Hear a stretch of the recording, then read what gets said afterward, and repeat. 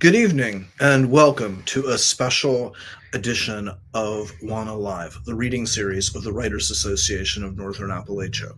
I'm your host, Damian Dressing. This is your other host. Christina Fasonic.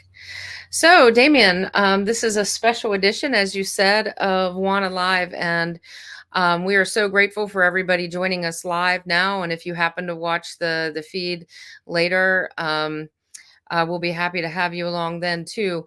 Tonight's special edition, as everyone I hope knows, there was massive flooding from Hurricane Helene in southern Appalachia, and the problems there from that flooding persist. And at this point, hundreds, if not more, people are still missing, and lots of people there are struggling. And we know that it is difficult sometimes in a time of crisis when you want to help, you don't know how to help. And we're trying to at least provide one way that you can figure out how to send your money or send your thoughts down to our southern neighbors. So we will be sending all of our money tonight as you donate, and we hope that you will, to some artists in North Carolina. So we're asking you to donate. Yes, please. Your thoughts are great, but your money would probably go further in terms of helping people to rebuild in the River Arts District in Asheville, North Carolina. Yes, and to give you some context, if you don't know about them, lots of people visit the Arts District every year, and they've been working for decades to build up that center. There's about 300 artists that call the River Arts District home, including 26 structures where they sell their art, make their art, give classes, and do all the things that artists do. And those artists have lost their art supplies, they've lost their inventory, they've lost their livelihoods. And this is one way that we can help fellow artists get back on their feet. It's one way that you can help fellow artists. Yeah, help right. us help them. Thank you, Damien. And we're really grateful. We've got some wonderful readers for you tonight. We're so grateful. Some amazing folks from all over Appalachia have been so generous with their time to appear tonight and read some work for you. Yes. Would you like to let everybody know who our first reader is? I would. We have, coming from Eastern Carolina University, the John Hoppenthaler. His books of poetry include Nightwing over Metropolitan Area, Domestic Garden, Anticipate the Coming Reservoir, and Lives of Water, all of which were published by Carnegie Mellon University Press.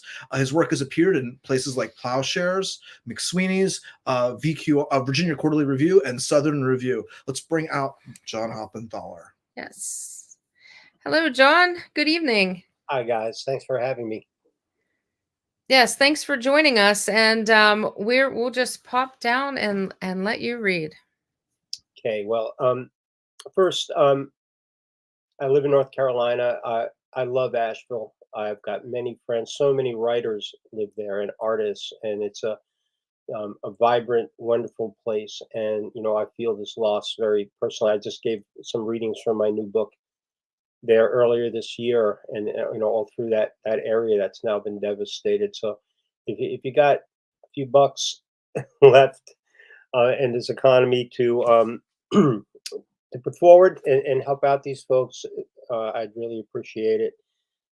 Yeah, I kind of struggled to think what would be appropriate to read at on an occasion like this, and went through every poem that I've published and some that I haven't. And oddly, it led me to my first book, Lives of Water, and the last two poems in that book. So I'm going to start off with those first two poems, and then read a poem from my new book.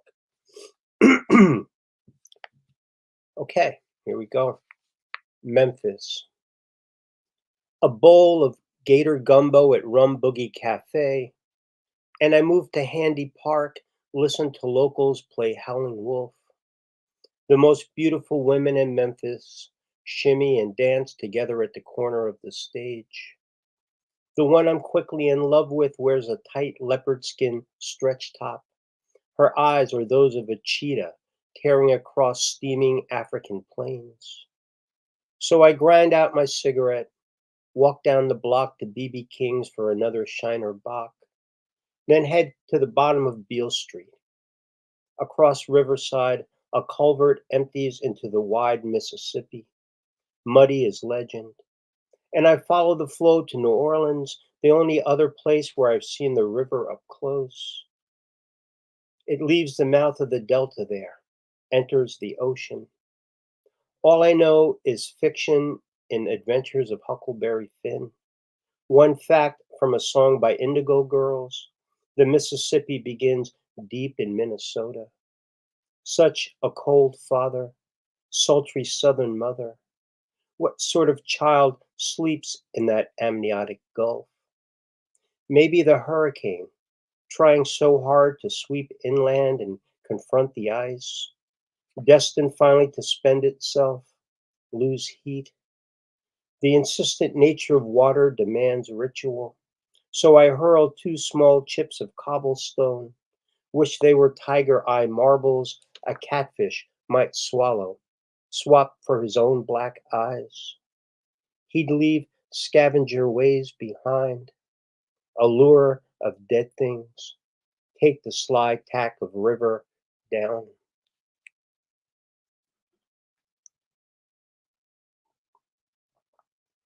This next poem's called Sipal Dome, and it came out of a newspaper article I read about a group of scientists doing doing a scientific project up in Alaska, and they were trying to determine weather patterns over time, and as research on global warming. And as we know, these hurricanes that have intensified in the severity, are largely as a result of this global warming. So Sipal Dome. After 3 years of drilling, we reached bedrock, 2/3 of a mile under the humpback bulge of winter. Each season, 6 fresh inches of ice put us closer to Jesus on one side, machinery to whatever else on the other. Sometimes the scientists gave us trash chips to splash in our gin and tonics. You could hear bubbles of air and ash, dust that's 50,000 years old crack and pop. There's so much pressure at bottom, it squeezes a whole century into an inch-thick wafer of time. Neanderthals roamed Europe. Homo sapiens still hadn't left African plains when that sliver of core was last exposed to the pale, thin light. Now, pieces break off the Antarctic cap at rapid rates and float out to sea. Coastal cities could be swamped in just a few centuries. Sure, I was drunk. But one afternoon, after work had stopped, wind sliced through the rigging, and I'd swear I heard singing. It was the last day before the end of what passes for summer. We'd soon leave for home. I spit a nickel I kept warm in my mouth down the shaft and wished, with every hole that's opened, we fill, or hope something will come out of it. I'm going to end with this poem from my new book called To the Bone, Amherst, Virginia, 1/21/2022. The Blue Ridge Mountains are cobalt blue today, almost unnaturally so, wrapped around the frozen distance. Such a beautiful obstacle, hazing the air with isoprene, giving this range its color, accounting for 1/3 of all hydrocarbons released into the atmosphere. It's hard to argue with the appropriateness of such blue in our time. A married pair of cardinals offer the only other hues against drab gray, posted there in bare branches to bear witness, to whistle our story of mutual doom into the wind. Yesterday's slush cracks under my shoes, and my mother's ashes are stored on a shelf in New York, waiting. We are waiting together for the appropriate blue, convenient day, my sisters and I, to slide her into a Ferncliff mausoleum drawer next to our father, who's had to wait to lie with his wife once more. This is a story as my own body begins humming its winter song. How cold it is outside. Everything at the point of breaking. Thank you. Thank you, John, for that reading. Those were some powerful and stark images of the natural world. I really enjoyed your work. If you also enjoyed Amazing. John's work, please give money to help folks down in Asheville, North Carolina. Thank you so much, John. It was wonderful. Thank you. So we have another reader tonight, and our next reader is Todd Carlisle, someone I know well. He's one of my colleagues at Pennsylvania Western University. In addition to being a veteran reporter of at least 11 years, I think, maybe longer than that, and award-winning for his articles, he is also the author of The Souls of Clayhatchee, a work of fiction. All right. Hello, Todd. Hi, I'm sorry for all the clutter, but I am in a closet at a restaurant.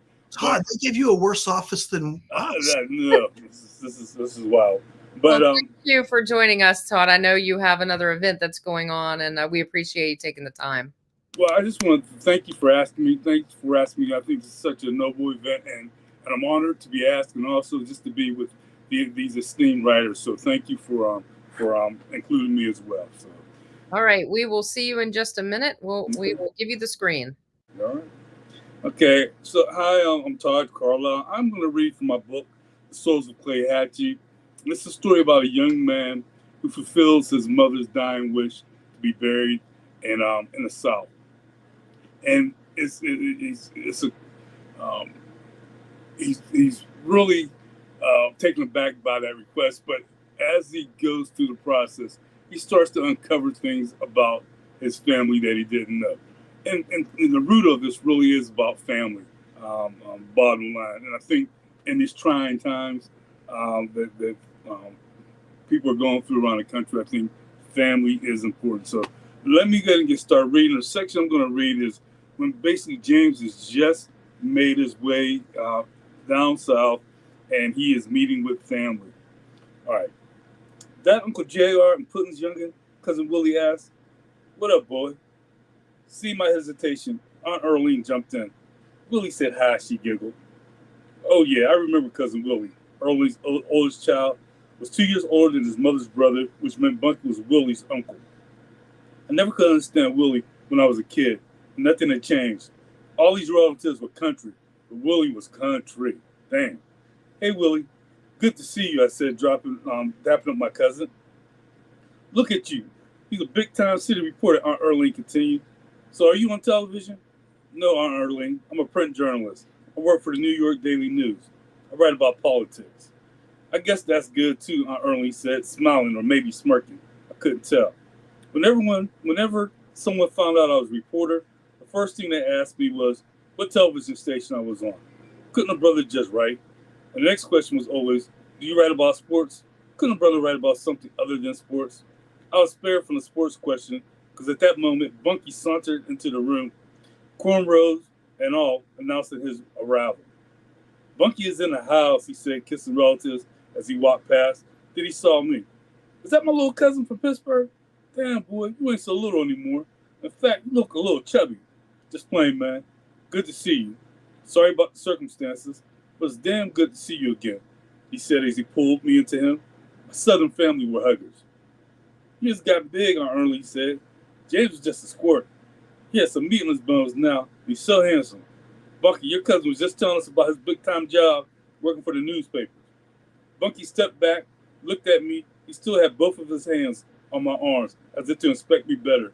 By the look in his eyes, I knew what he was going to say next. What you cover, sports? Bunky asked. Damn, really? Have you met Michael Jordan? How about Barry Sanders? I tried not to roll my eyes, but it was hard. I don't cover sports, I said, as I took a seat on Aunt Dee's animal pattern couch that sagged in the middle. I cover politics, city councils, mayor's office, local government, state and national elections. I guess you haven't met anyone famous, Bunky said with a hint of disappointment in his voice. No, I've met plenty of famous people. Bill Clinton, Jesse Jackson, Colin Powell, Mayor Rudy Giuliani. Bunky didn't seem impressed, so I threw in Jamie Foxx, Tisha Campbell, and Ice-T. Now you're talking, cuz. Is Tisha as fine as that person as she is on TV? That boy Martin Lawrence acted a fool with that girl driving her from the show. That nigga crazy. Hey. I want to hear any of that, Bunky, Auntie said, leaning forward as if she was going to get up. Sorry, Mama, but Tisha is fine. Yeah, she is fine. In fact, she looks better in person. I miss my days covering entertainment, but politics is exciting in this whole different way. Politics, Anna Earl said, curling her lip. I know you keep a headache. Can't trust any of them, Democrats or Republicans. Well, I'm glad to see you. I wish you were in better circumstances, but you're home. Your mother's home now, too. You met Ice-T, Bunky interrupted. He's on that show where he plays a cop. How's Ice-T? Ice-T is cool, I said, pun fully intended. Bunky slapped me on my shoulder. We got a regular celebrity in our house, Mama, Bunky said to Auntie. Boy, leave that boy alone, Auntie admonished Bunky, who was grinning wildly with gold teeth in full view. Nah, I'm proud of him. I'm going to show him to the hood, Bunky said as he turned to me. Hey, James, you want to take a ride with me? I have to take care of a few things. It won't take long. Do I really want to ride with him? Who knows where he's going to take me? I've avoided dives and drug homes since graduating from college. I wasn't being bougie, but I just couldn't think of any other places Bunky could take me. That's my man, but I haven't forgotten his propensity for the seedy. Well, what the hell? Sure, let's ride. Aunt Dean and Earlene seemed to create a fortress of flesh, flab, and determination in front of the door with matching set of folding arms and disapproving eyes. Bunky, where you taking James? Aunt Dean said. Don't be taking him to any of those rough projects, to any of those hellish girls' houses. In fact, James just arrived. Let him rest a while before you start dragging him all over town. You ain't taking him to any whores' houses, Aunt Earlene chimed in. Would y'all all just chill, Miss Bunky? I got my cousin. Only respectful places. I'm fine, ladies, I said. Bunky turned to his nephew. You want to ride, Willie? Nah, I got some business. Bunky glanced my way. If you didn't quite catch that particular dictional flourish, Bunky deadpan, Willie said no. Well, we can get out and see the area where my parents grew up, I said to Bunky. Maybe Mama talked about this place all the time. Okay, I guess it'll be all right, Aunt D interrupted. Y'all be careful. Take care of your cousin, Bunky. Nothing to worry about, Mama. I won't keep him long, said Bunky, as we walked out the door with his arm around my shoulders. Bunky led me to his classic 1994 white Cadillac. I could tell it was his pride and joy by the way he approached it, majestic like. Bunky had the ride souped up, new stereo system, shiny rims, woofers in the trunk. He put in a Ludacris CD. You ready to see the dirty, dirty South? Bunky asked as he blasted Ludacris and lit a blunt. I'm ready. Thank you.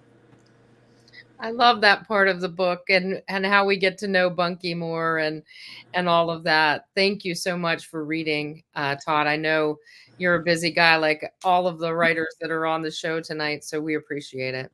No problem. Thank you for having me. Take care, guys. So much for making time, Todd. And if you're also ready, we're ready to have you donate some money to help the people in Asheville, North Carolina. Absolutely. Our next reader is the editor extraordinaire, Karen Craigo. She's not just an editor extraordinaire, though. She's also a poet and author of the 2 full-length collections from Sundress Press, Passing Through Humansville and No More Milk. She's also the 5th Poet Laureate of the state of Missouri. Hello, Karen. Oh, you're still muted. There I am. I'm good now. Yes. So Excellent. Thank you so much for joining us tonight. my pleasure. Happy to be here for such a great cause. Yes. All right, we'll give you the stage. Sounds good. I had a slightly different program plan, but I was going to read from my computer, and we had a little feedback issue. So these are kind of poems I had in paper right beside me, and I picked them out on the fly. So that's kind of a fun adventure. This poem could be an Appalachian poem, but it's because I'm Appalachian. I guess they all are, but It's actually something I wrote about here in Missouri, but it's called Have a Blessed Day. Around here, strangers say it, servers and cashiers. To me, it feels like pressure, having to manifest all that. And if your day goes sideways through insult, hurt, a ding in your car, that's on you. You were offered better instructions, plus a deity you ought to get right with. But it's Wednesday, free pie day at the Village Inn, and you feel like Margaret is pulling for you, like she truly wants you blessed. But if not, she's brought you Trippleberry, the trinity you think you deserve. Have a blessed day. I hate that. For some reason, I just hate that. It's okay from Margaret. This poem is about the barred owl's call, which has been compared to the phrase, who cooks for you? So who cooks for you? When you hear that, it's a barred owl. Here we go. I ask my inner being why I'm here, and she gives up only silence. Fine, just sit there with your beak stitched shut and your head on backwards. I've got things to do anyway, like write a dodgy poem or wish it were a better one. Last night as I rode toward sleep, something visited, a voice that said, "You are a light trying to be turned on." But I think I may be a dark switch that floods each space with ink.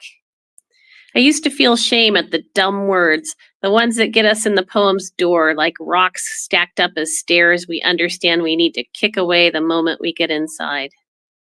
Check any notebook of mine and you'll see row after row of obliterated words, X'd over and scratched out, or covered with random letters meant to foil a spy. They'll never know my mom was here or what I said I feel. My mom used to say I was way too sensitive, but I think I have her on a technicality.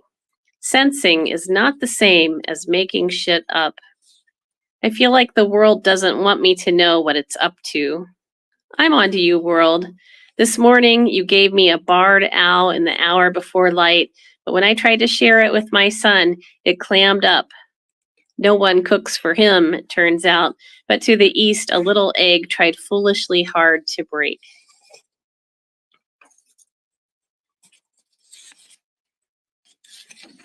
So it's nice being with everybody tonight, despite the circumstances which broke my heart. Here's a poem called Thanatopsis. There are so many ways they can leave us, our people, wired to monitors swinging from a tree, dropping on a sidewalk. However the universe selects, they manage to find the door, the one marked exit, the single way away. Sister, time is tricky.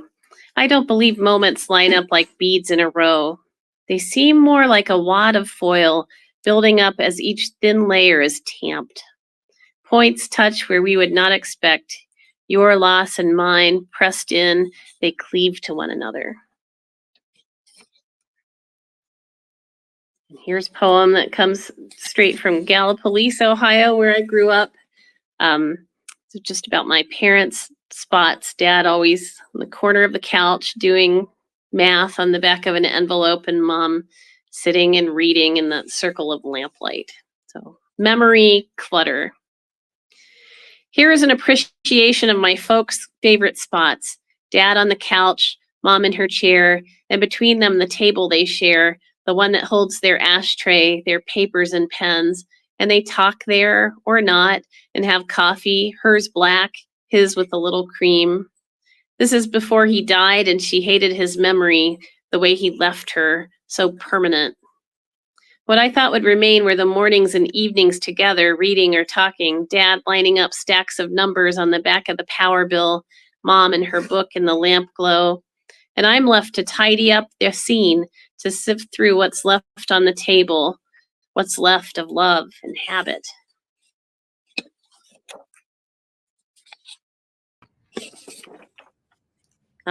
Here's a poem about my son, Ernie, who's now in college. But when he was little, he had a babysitter named Brenna, and he drew a picture for her, and they were holding hands.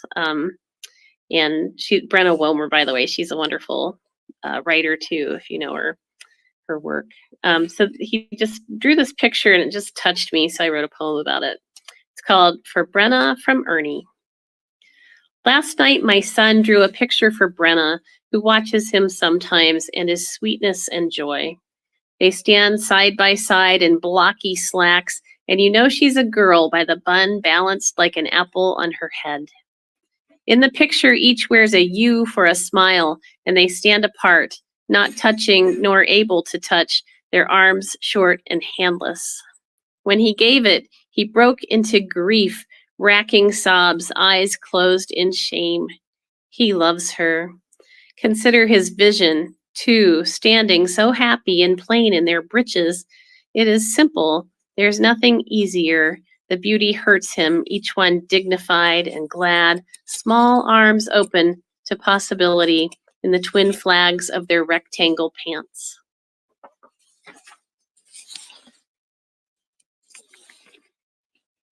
And just a couple more. One day I checked my horoscope in 2 different places, which I guess I shouldn't have done because they completely disagreed with one another. So this poem called I Divine begins with 2 epigraphs, and the epigraphs are one day's horoscopes from 2 different sources. Your powers of persuasion will be off the charts. This is not the right day for you. One says I'm at my most persuasive, another to brace myself to fail. Don't try anything new, but do take a risk which won't pay off. Communication is cursed and charmed. Things could go any way at all. Must not risk it. But what if one has it right and or wrong as you stumble dance into the sun, snow, one hand over your eyes to read their augury of tears? And here's the last one I have tonight. It's about time. So it seems good to end with a poem about time. Just a lot of ways of looking at time. And it's called Of Late. Of Late. We don't cross the street unmindful of it. Terrible gift, darkest privilege. It's our first thought every day. We wake with a curse and an obsequy, grab hold of that yardstick and carry it with us where we go. There's an auction, always droning. We push our paddle high and wave it, frantic to be seen, though what we want will cost us everything. Yet some days we see no value in it. The rain holds its one-sided discussion, and we've read every book in the house. It's inevitable. And isn't that word funny? Its root archaic, yet common today. A little joke for us, evite, which means avoid. I was saying before language stepped in with its briefcase of history chained to its wrist, it's inevitable. The day will come when we'll kneel, head in our worthless clock hands, and repeat to no one or anyone who will hear how we wished or truly believed we'd be given one more day. Thanks so much. Give. Thank you so much, Karen, for that wonderful reading. I have to admit, I texted a bunch of my friends who are in southern states about the Blessed Day poem. They enjoyed tuning in for that one. All right. I want to write a response called "The Tyranny of the Blessed Day," because I know what you mean. It's like it's an order, not a real blessing, right? Wonderful. No pressure or anything. No Thanks. Well, thank you very much, Karen. And we have another reader coming up. And it's Carrie Gunter Seymour. And lots of people in our audience already know Carrie. She is the Ohio Poet Laureate and an Academy of American Poets Laureate Fellowship recipient. She has written a number of collections of award-winning poetry, including Dirt Songs from Eastover Press, House of My Heart from Ohio University Swallow Press, and of course, A Place So Deep Inside America It Can't Be Seen from Sheila Nagig Edition. So let's bring on Carrie. Hi, Carrie. Hello, hello. Thank you both so much for this wonderful work that you're doing in service to our people in North Carolina. I mean, in Asheville. I have trouble talking about it. And every day, like you say, we keep hearing about more tragedy and more bodies and still missing loved ones. And I really hope people are taking this seriously tonight and sending in their dollars. Yes, we do too. And if please give what you can. Every little bit for real helps people. So thank you for that reminder. And we'll give you the screen. Thank you so much. I've been thinking so much about climate and global warming, and I've recently written a lot of poems about that. So I'm going to share some of those tonight. This is, what choice do I have anyway? Such a tired question, or slack-spined answer. Wind whipping the parched grass into a thrash of dried up voices. A leap of grasshoppers mocking the cracked ground. As hot as it is, we may be in the coolest summer of the rest of our lives. A fate that lands jackbooted, a kick to the face, 2 black eyes all at once. Greed and ignorance a plague on every belly. I pretend the money from my taxes mends potholed roads and bridges. Try not to think about the weight of corporate waste. Stress eat another jelly donut because why not? Everywhere I stand is a graveyard of strangled roots, a dying pine shedding its hypodermics in the background. Once all that was green is gone, who will we be? Time is the only thing that passes. Gather up what small magics you can. There are few places to hide.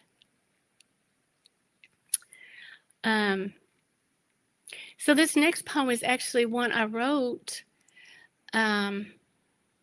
shortly after the flood in eastern Kentucky, which just seems surreal that just 2 years ago, I think that's right, 2 years ago, we had the major flooding in eastern Kentucky, and now here we are again. Western North Carolina, to my understanding, has had less extraction than other places, but people live so much more remotely there. And we have to remember a big part of the problem that's being faced right now is the roads and bridges have been completely destroyed, and they're really having trouble getting back into folks who live in the hollers and deep within the mountains. This is coal plus iron plus natural gas. A strange alchemy, hard to explain. In Appalachia, even rain comes at a price. I stare out the window, nerves unraveling, the river having jumped its banks only inches from my door. Clouds, silver-tongued, mouths ripped open, spew swift currents. Winds poke wily fingers through the trees, squall obscure music, a whine of breath over an open bottle. The last of the potable water fills a pitcher.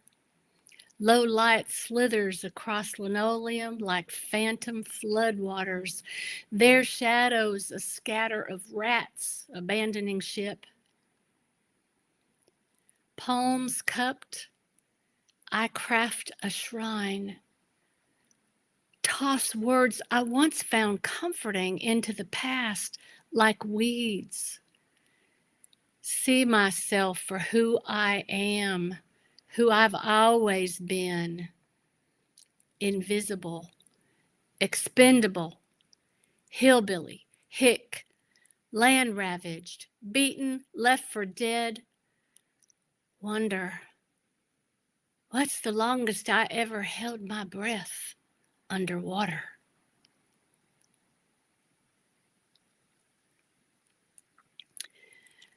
So another thing that I've been thinking about is our ancestors, what they would think about all of this. I wonder if they'd seen it coming, but I don't think anybody could have seen what happened in Tennessee and the Carolinas and down through to Florida. So this one is thinking about the grandmothers, thinking about my own grandmother who's no longer with me, and wishing I could turn to her and talk to her about this, as many of us do with our elders here in Appalachia. This is someone needs to bake a pie. Grandmother, you would be juddered by the utter lack of charity, self-interest, reptilian behavior of way too many in today's one nation under God. I know you would be confused, no matter how slowly I might unreel the facts. The fields and forests, once cherished, devoured by bodies. So many quenchless bodies scrambling for a foothold, the greedy so calculating. My pale lips pressed desperate against the ghostly velvet of your name. My sleep pleached with heredity and sanctity of the covenants. Wisps of apple and cinnamon and flake of a lard-made crust tender in my tongue.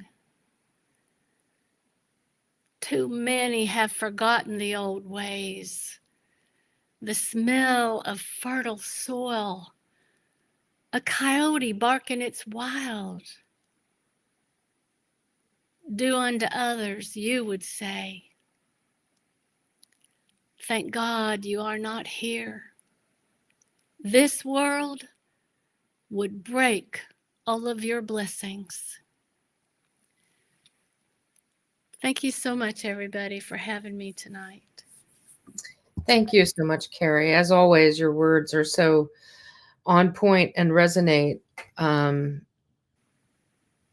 What we've been, I think, as a world going through, and what unfortunately we have ahead of us. And who better to describe that, I think, than poets. So thank you so much. Yeah.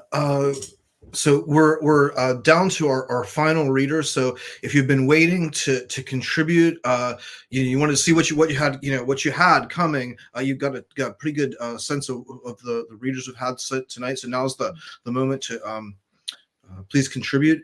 Our final reader tonight is Patrick McGinty from right here in Slippery Rock, Pennsylvania. Patrick is the author of 2 novels. One is called Test Drive from Propeller Books. Mm-hmm.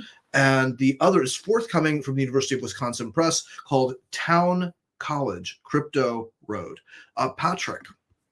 Hi, Patrick. Hi, you two. Thank you so much for putting this together. And this is a lovely group of people. My first book, the only instructions I gave to the press was that I really wanted for the cover was I wanted them to show that the climate crisis and tech were both pressing down on Appalachian spaces. And I thought they did a great job in conveying this. And I'm going to read something from my first book, Test Drive, that I've been thinking a lot about in the last month. A book that's about a driverless car company that makes employees supervise cars as they run these test routes in increasingly violent storm events known as surges, which was something I sort of created for this book, but has obviously been on my mind a lot in the last month. Okay. 10 of her 20 test driving hours must occur during surges. She receives a tidy $100 bonus for every full surge hour she completes beyond the mandatory 10. So if she's home and it starts surging, She zips her spandexy rain jacket and hits the road. The shelter alerts are like a starter's pistol. Everyone else leaves the track. She jumps on. Once she's out in the rainy world, she waits. She waits for a drone to crash onto her rain-pounded windshield. She waits for her inflatable seatbelt to explode. She waits for a telephone pole to sprout legs and hunt her down. She waits to see any other human driver out on the roads. She rarely does.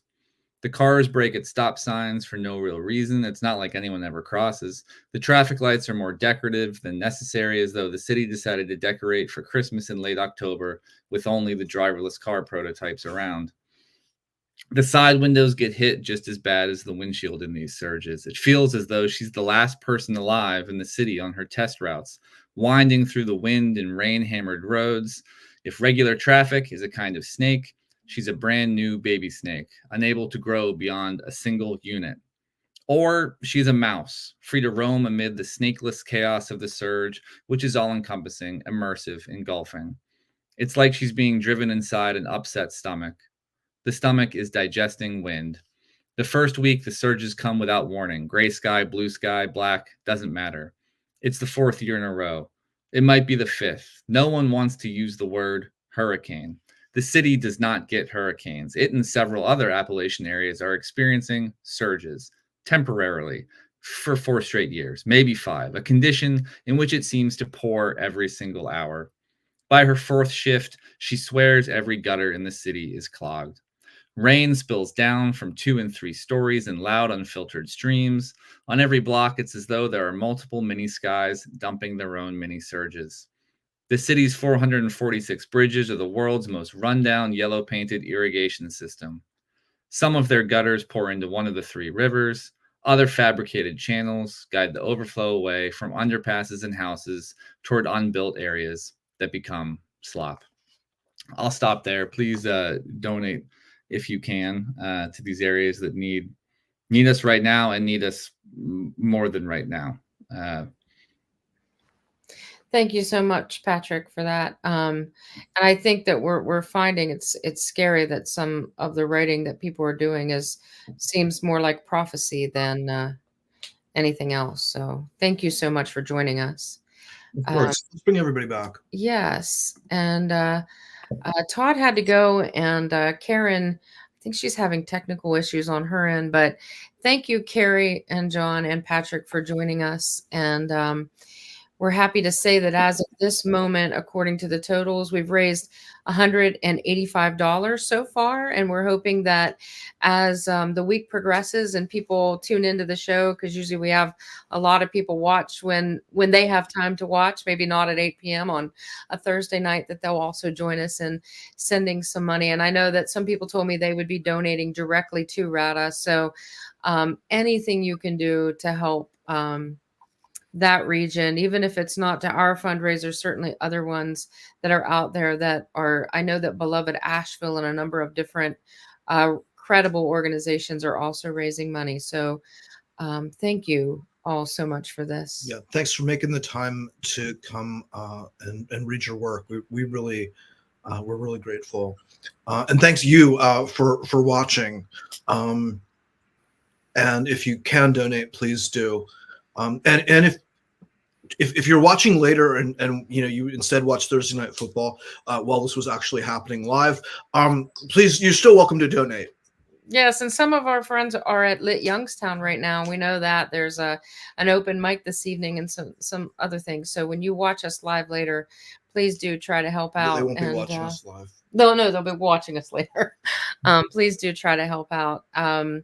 It will be an ongoing need. We hope that people do not forget Southern Appalachia as in the months ahead. I know it's snowing there now in some parts of North Carolina, and to me, seeing today, knowing that there are still so many people without shelter, without running water, without places and of means to cook food, it's beyond, I think, our comprehension. And I'm hoping that every cent helps buy heaters and supplies and things that people there need to get back on their feet. To get back on their feet and honestly just to survive at this moment, as temperatures, as we know, will continue to go down over the winter months. I heard a report yesterday that said that some places in the mountains of North Carolina might not have running water again until January. And that's inconceivable. We take it so for granted that you walk in and turn on the tap and you have a glass of water. And there are people who right now might not see that again until the first of the year or later. So if you can help, please do. And thank you again for tuning in. And thank you to all of our And, readers. and remember, this is the fall foliage season. This is when they make much of their money, and they're losing all of that. So, Yes. I mean, on top of everything else, this is an insult to injury. You know, yeah. And I read and I saw a video from RADA that said that they were able, I think, to reopen a couple of their shops, but they are nowhere near able to do the kind of business they would do. That area would be packed right now, especially at this moment when we're at peak foliage. And the artists there are losing their livelihood. And for some of them, this and the holiday season is how they stay alive for the year and continue making the art that we all know is so important. They've lost all their artwork, so many of them too. I mean, all of their stuff is gone. So they have to start from zero. Yes. So thank you all, and thank everybody for watching. And we will see you next week. Yeah, we'll be back on next week with Minda Honey. Yes, that's right. Thanks, everybody. Thank you. Everyone.